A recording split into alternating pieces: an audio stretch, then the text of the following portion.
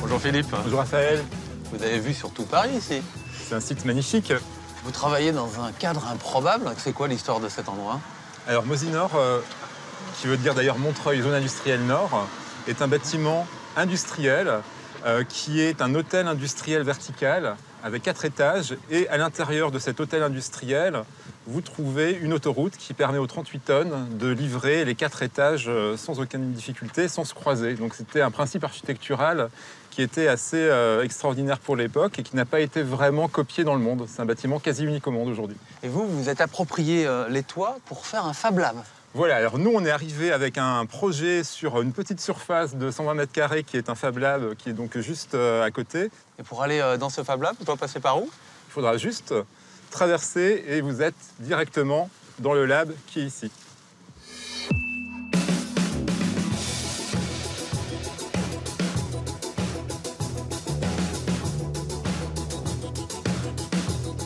Bonjour Jean-Baptiste. Bonjour Raphaël. Merci de nous accueillir ici. Bienvenue à l'Eco-Design Fab Lab. Alors c'est un Fab Lab un peu particulier, ça ressemble à une menuiserie, non? Alors, pourquoi il est équipé de machines à bois? Parce qu'il est situé sur une zone industrielle qui produit 3000 tonnes de déchets. Ah, et vous travaillez à partir des matériaux qui viennent du complexe. C'est ça. Qu'est-ce qu'elle a comme particularité alors, cette lampe? Là, l'abat-jour est imprimé en 3D, ce qui permet donc d'avoir, on va dire, une rencontre entre la menuiserie traditionnelle et l'imprimante 3D. Et ça, c'est l'abat-jour qui est en cours d'impression? Voilà, on l'a lancé ce matin et là, il arrive à sa fin après 4 heures d'impression.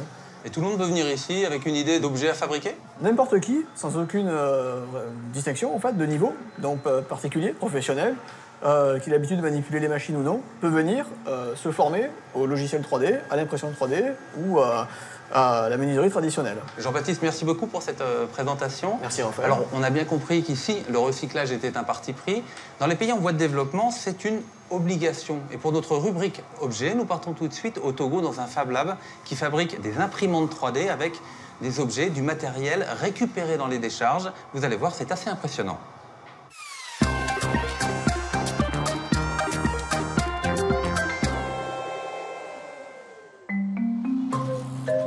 Nous sommes à Djedjolé, dans un quartier au nord de Lomé au Togo. C'est ici que se trouve un espace dédié à la fabrication numérique ouvert à tous. C'est ce qu'on appelle un Fab Lab.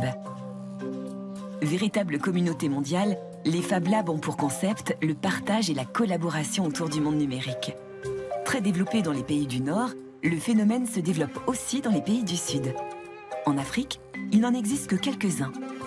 Ici, ce Fab Lab est le plus innovant de l'Afrique de l'Ouest. Senamé est le cofondateur du WeLab, qui signifie « fais-le ». WeLab est ouvert vraiment à tout le monde. L'idée principale, au début, c'est de faire un Fab Lab à niveau de rue. Donc un Fab Lab, vraiment un lieu sans aucune appréhension dans ce qui concerne l'accès. C'est pas du tout un lieu élitiste. L'objectif de ce lieu, s'approprier l'outil de production numérique afin que le monde de l'industrie ne soit pas le seul à être capable de produire. Ainsi, chacun peut être en mesure de concevoir par lui-même avec les moyens du bord. L'un des projets les plus aboutis du Fab Lab, c'est la première imprimante 3D africaine. L'imprimante 3D est un peu la machine star de ces lieux-là.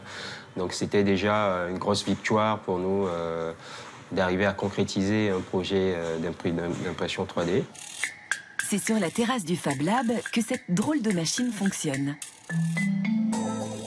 Voici la Wafat, une imprimante 3D du nom de son inventeur, Afat. Une machine dont les performances sont concluantes. Avec la Wafat, on peut imprimer n'importe quel objet en plastique.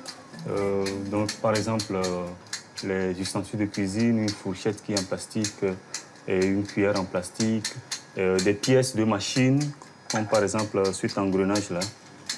Afat réussit à imprimer de nombreux objets de petite taille. Pour imprimer un objet en 3D, il faut d'abord le modéliser sur un ordinateur grâce à un logiciel spécifique. Les données numériques du fichier obtenu sont envoyées vers l'imprimante qui peut alors fabriquer l'objet. L'imprimante 3D possède une bobine de plastique. La matière est fondue et sort par une petite tête d'impression. Un filament très fin est déposé sur une plaque de verre par superposition de couches.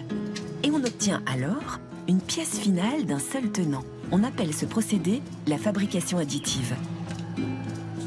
Le système d'impression est le même pour toutes les imprimantes 3D, mais celle d'Afat a sa particularité. C'est une imprimante 3D fabriquée à partir de déchets informatiques recyclés. Ça, par exemple, c'est la carcasse d'une unité centrale que nous avons pris pour donner la forme à la machine. Ici, nous avons le boîtier d'alimentation qui fournit de l'électricité ou du courant à la machine. Une machine pensée grâce au recyclage. Pour la concevoir, Afat s'est inspiré d'un modèle d'imprimante libre de droit, disponible sur Internet. Ainsi, il a réalisé lui-même son propre modèle. Une conception originale, unique au monde, qui possède plusieurs avantages. C'est une machine qui est écologique, qui respecte un peu l'environnement, parce que nous, dans la fabrication de cette machine-là, nous redonnons une nouvelle chance aux déchets informatiques.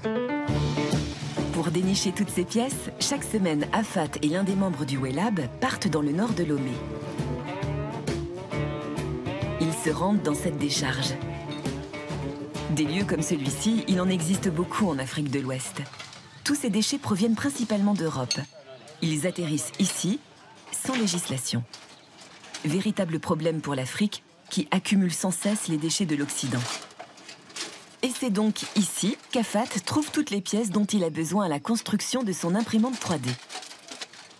Donc nous venons ici pour récupérer, faire de la récup et surtout nous intéressons aux vieilles unités centrales, aux scanners et tout ça.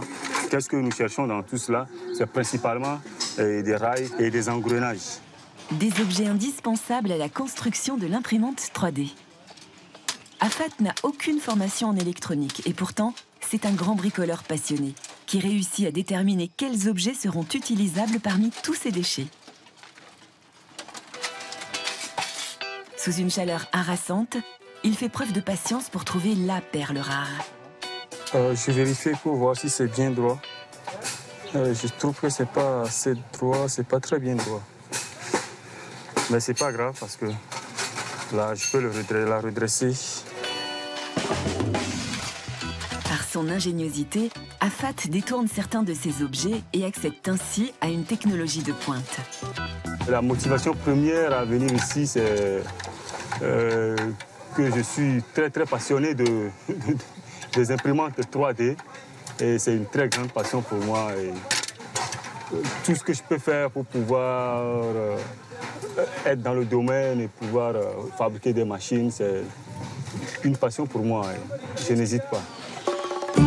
De retour au Fab Lab, Afat et son équipe sont à pied d'œuvre. Objectif, réussir à commercialiser cette imprimante 3D.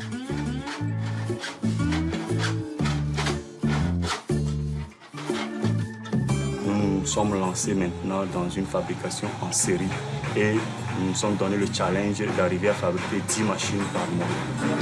Pour le moment, le prix de vente n'est pas déterminé.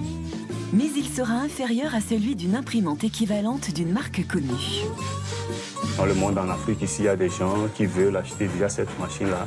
Et depuis l'Europe aussi, et là, avec cette série de fabrication de 10 machines, nous allons commencer par déjà servir, faire une distribution pour arriver à vulgariser cette machine.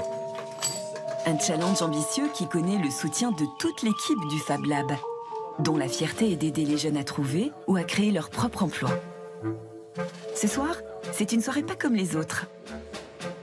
Tous les jeunes sont ici pour présenter leur projet de start-up développé au Fab Lab. Et face à eux, un jury composé de professeurs de l'université de la ville. L'objectif n'est pas de juger, mais de pousser les jeunes à bien vendre leur projet. Wilfried est un membre très actif de ce lieu. Il est en charge de pitcher le projet de start-up de l'imprimante 3D. Quelques minutes pour convaincre de la viabilité de cette entreprise naissante. Il y a quelques mois, dans un discours d'Obama, il a dit que l'imprimante 3D serait à la source de la prochaine révolution industrielle. Donc, pour se mettre au point de cette technologie-là, il a pour projet d'implanter 15 centres d'impression 3D aux États-Unis d'Amérique. Et donc nous avons la même idée, sauf que nous voulons l'implanter dans tous les cybercafés de l'Afrique. Cette entreprise restera dans l'éthique collaborative du Fab Lab. Tous les jeunes ici sont sur le même pied d'égalité dans un esprit de partage équitable. C'est-à-dire que la notion de chef d'entreprise n'existe pas. Un modèle économique que l'on appelle un social business.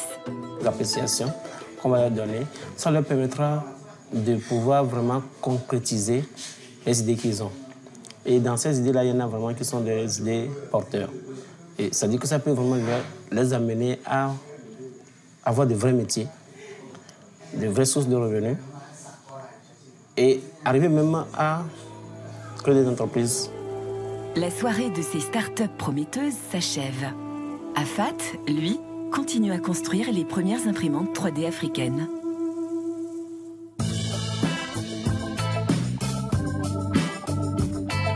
De retour dans le complexe industriel de Montreuil, nous sommes maintenant dans un bureau de design spécialisé dans la récupération et le détournement des matériaux, comme vous pouvez le voir autour de moi.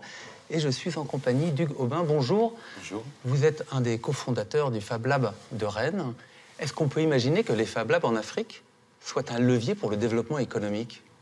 Absolument, c'est tout à fait probable. Alors, pas uniquement les Fab Labs.